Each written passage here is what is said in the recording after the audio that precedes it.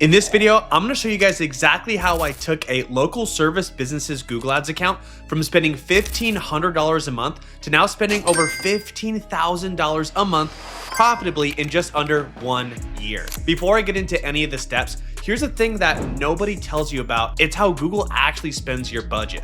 Google will pick a favorite service or ad group and dump almost all of your money into it, whether that's the service you wanted to advertise most or not. Once you understand that one mechanic, scaling your account stops feeling random and starts feeling a lot more like a real system. So let's get into it. First, let me show you guys the overview snapshot of this client's actual account. As you can see, I have the red highlighted as the cost per conversion, which is our cost per lead. So just like any other local service business, our lead optimization events are phone calls and the website form fill outs for their free estimate. The blue line is the cost, and as you can see, it slowly climbs over time. And as of this very month, June 2026 right now, we're spending about $600 a day, which is even more than $15,000 a month. A great thing to note here is that even while scaling their budget over 10x in just less than a year, the cost per conversion stays relatively the same all the way from start to finish, as you can see. So yes, if you're looking at the graph, there are a couple seasonality spikes. And at one time, the client actually made a ton of background website or back-end website changes, and they never told me.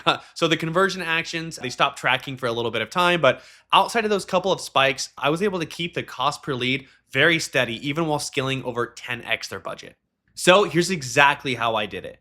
When you start running Google Ads with a small budget, like $33 a day, $50 a day, $100 a day, whatever it is, and your account has zero data, it's crucial that you put all of your spend into one campaign so you can maximize the results and data so you can get learning and get more efficient much quicker. If you start with 5 different campaigns because you want to, equally advertise for 5 different services, you're going to be optimizing towards pretty much nothing forever. It's going to take a very long time to get even one of those services to be efficient and at a good, cost per lead number that you're comfortable with.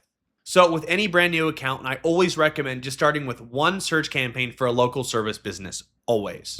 And inside this one search campaign, you're going to want to use the STAG method. STAG stands for Single Theme Ad Groups. That means that each one of your service offerings should get its own ad group. So for an auto shop, that would look like one ad group for oil change services, another ad group for AC checks or AC repair, another ad group for tire rotations, and another one for, brake services or something like that, for example. The main reason for this is because each of your ad groups, so your ad groups are where your keywords are. So you want all your keywords focused on one particular service or theme or product if you're an e-commerce business. And then your ads are under each ad group. So this is going to allow you to have ad copy and a URL for a landing page or anything specific tailored just to one service. So you almost have these mini little campaigns that are hyper targeted and hyper relevant to what you're advertising for. And now here's that little mechanic that I mentioned at the very start of this video is, so when you have this one search campaign and you have all these ad groups sitting in there, Google Ads is going to spend like roughly 80% of your total daily budget on whichever ad group is going to have the most overall search volume, right? So it's going to be related to the keywords inside an ad group. For this auto shop example, it's most likely going to be the oil change ad group because there's going to be a lot more people looking for oil changes online than maybe brake services or tire rotations, just in my experience, but that is just an example. So you might be asking yourself, why doesn't Google equally spend or do this on its own? And that's because Google charges per click, and Google's job is to spend your entire budget. It's not to spread, money evenly around your services and test things. Even if it's, peak summer temperatures and you're in Arizona and you know that AC checks and AC repairs should be, converting for a lot cheaper. If you have, your oil change ad group on, in the same campaign as the AC checks, and if oil change services, have more search volume, then that's where the money is going to go. So Google is never going to make the smart, decision and make that call for you. So that's part of the optimizations and with scaling. And I'll get into that here in a little bit. Long story short, it's on you to decide if you want to go all in on something like AC checks, or do you ride the wave with whatever, has the most volume and the one that Google's favoriting and just optimize from there. So that's going to be up to you to decide based on your service offering, seasonality, etc. So if you were to, choose the AC route, you'd manually need to pause, the oil change ad group, and potentially even the other ones depending on the search volume, because like I said, Google's not going to do that for you. It's just going to keep, if you have all those ad groups on, the spend is just going to keep going towards the oil change. So you will actually, have to pause those on your own, or else, like I said, Google is just going to keep funneling spend to wherever, whatever ad group has the highest keyword volume or keyword research volume or search volume. Either way, all your money needs to be in one place at this stage of the game, because your budget is always at a campaign level. So that's one thing with Google. If you're familiar with Facebook ads, you can make campaigns that have your budget at the ad group level, but in Google, it's always going to be at the campaign level. So that is something that's very, very crucial when it comes to scaling and scaling efficiently and making sure that you're not, suffocating any budgets. So now here's how we make your ad groups work. So once you've decided, which ad group carrying the budget, right? Whether that's you manually turned off, all the other ones to let the seasonality AC check ones run, or if you just kept them all on and you let Google, find its favorite. Now it's time to, optimize the hell out of it to get it to where we want. The first thing is going to be, checking your search terms every couple days, depending on your budget. I honestly check them every couple days, but you can check them every day, every 3 days, every 5 days, but check them as much as you can, and be building out negative keywords so that every single search that's triggering your ads is going to be as relevant as possible. And when you're setting up these ad groups, so for keyword match types at this stage, you're always going to want to start with a phrase match. So it strikes the right balance. You're not going to be missing any relevant searches that you might with exact match. You're also not going to be paying that exact match cost per click premium. And you're also not going to be showing up for garbage searches like you would if you used broad match. So once your traffic is dialed in and your cost per conversion, is reasonably consistent, now it's going to be time to actually take the bidding strategy to the next level. A quick troubleshooting note, or I guess a checklist more, is that if your cost per conversion right now is too high, even with dialed in traffic, they need to check these before switching from maximize conversions to setting a target CPA, or from maximize clicks to maximize conversions, or anything like that. So you want to make sure that, hey, are you sending traffic to your homepage instead of a dedicated landing page? Have you tested these to see which one gets a better conversion rate? Have you looked at your website or landing page, or wherever you're sending this traffic to? Have you checked that it's mobile optimized and call to actions are very clear? Are your keywords getting a good quality score? Are you getting beat on the rankings? Is your cost per click too expensive relative to what your daily budget is, so you're hardly getting any click volume at all? Is your overall conversion rate just low? What times of days versus, what times are your ads showing versus converting? I've seen some accounts where people have all their money spent in a day at 2 a.m. from, bots, or they're advertising in wrong areas or never excluded areas correctly. Do the demographics of your converters, like what do they actually look like? If you go into your audiences in a search campaign, you can adjust at an ad group level. You can change household income thresholds, gender, age, and some stuff like that. And if you can't crack the code from there, then check out my other videos on campaign optimization, or hit the first link in the description, and me and my team and I will personally take a look at your account with you. I know this is more of an advanced video for scaling, but if you're having trouble with kind of the baseline start to getting these consistent results, then yeah, click the description link down below. We'd love to give you a hand.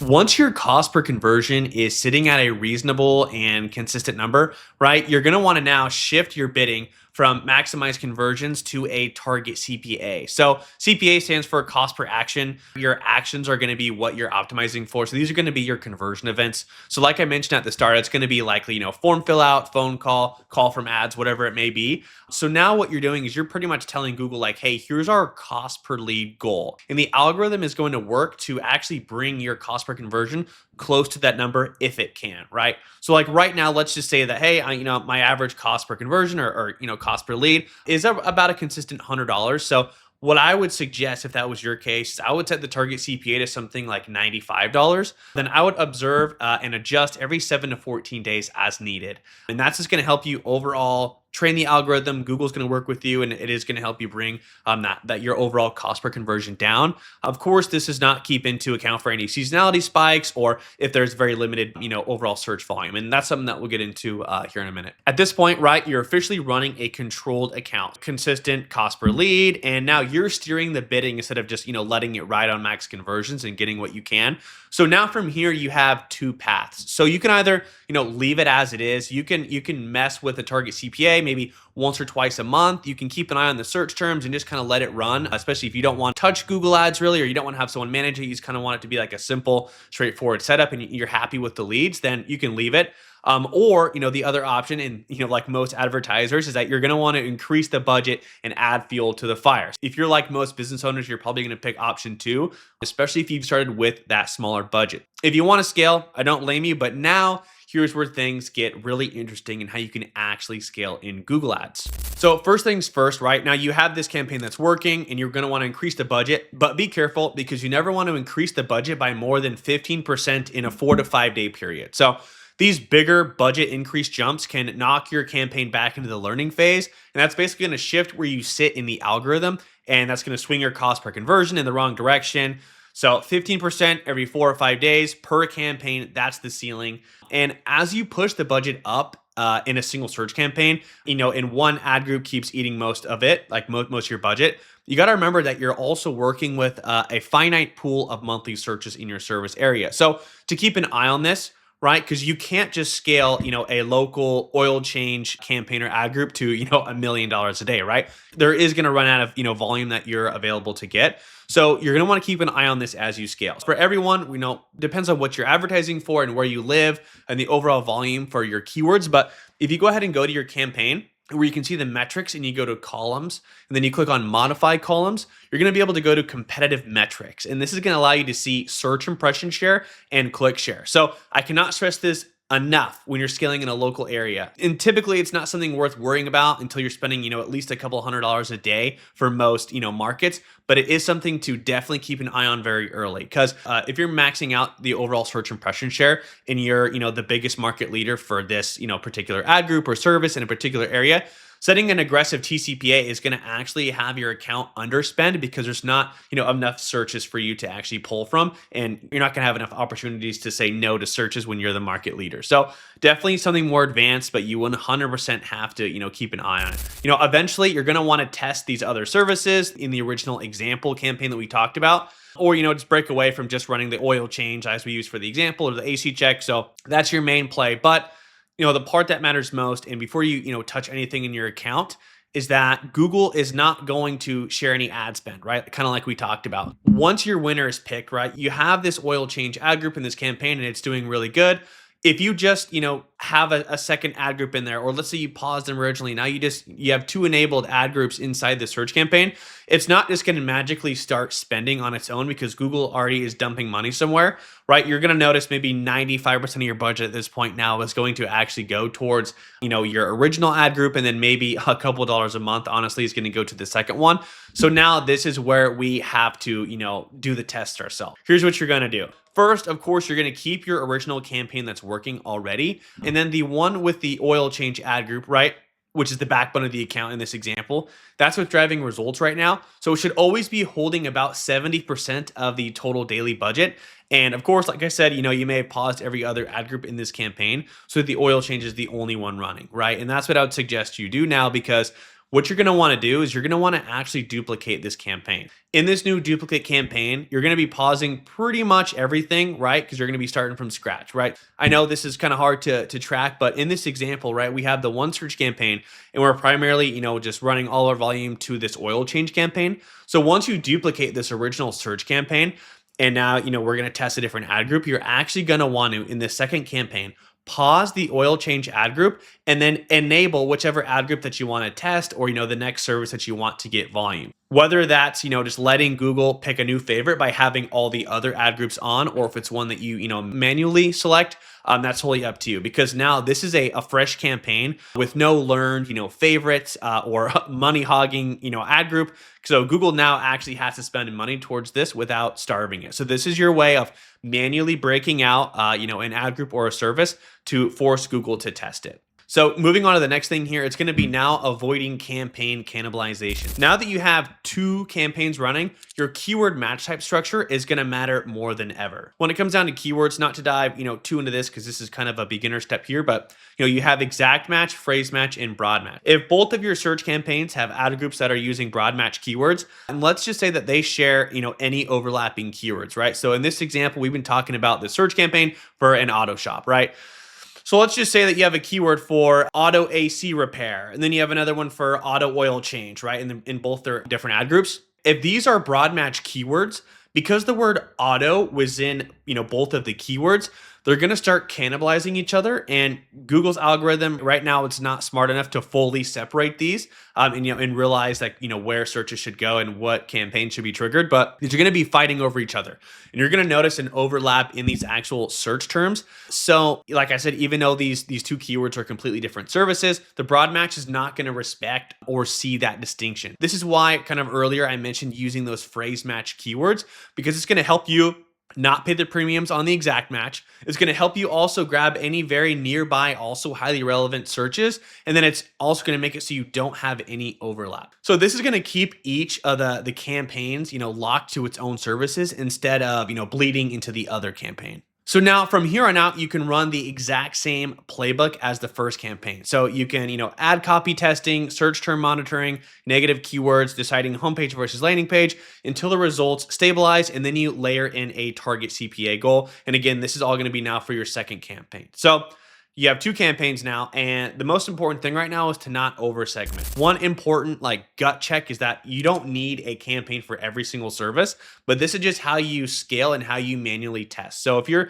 slicing things, so thin with your budget that each campaign is getting, 10 or 15 bucks a day to work with, you have gone way too far. So this is supposed to help you scale, not turn your account into a maze. I audit accounts all the time where I see that someone is spending, $100 a day in total, but it's split across 9 campaigns. I've seen a campaign layout where each campaign has $2 a day, and they wanted to get leads for $500 each. And I was like, well, that's going to take about 250 days for each campaign to generate a lead. So I know that's an extreme example, but it happens a lot more than you think. And that is not scaling. That is just chaos with extra steps. Long story short, the move is to simply scale each campaign to the top of its ability before stacking on more ad group, campaigns on top of it.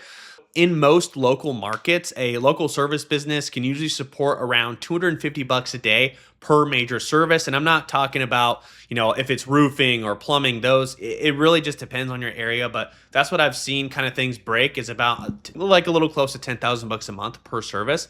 But again, do your own keyword research and check the actual search volume before you assume that any of these numbers apply to you.